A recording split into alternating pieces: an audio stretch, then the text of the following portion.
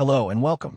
Today I'll demonstrate how to convert 3DM format to GLTF using MiConvert's free online tool.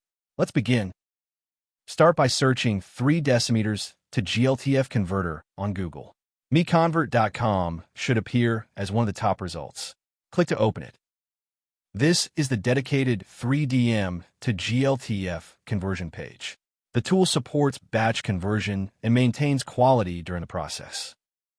To begin, click Choose File to open the file browser. Locate your 3DM file, select it, and confirm by clicking Open. The file has been loaded successfully. You can verify the file name and size here. When ready, click Convert Now to proceed. The conversion engine is processing your file. The progress indicator shows the current status. Please wait a moment. Excellent. The conversion is complete. Click Download to save the resulting GLTF file to your local drive. Thank you for watching. For more file conversion tools, visit MiConvert.com.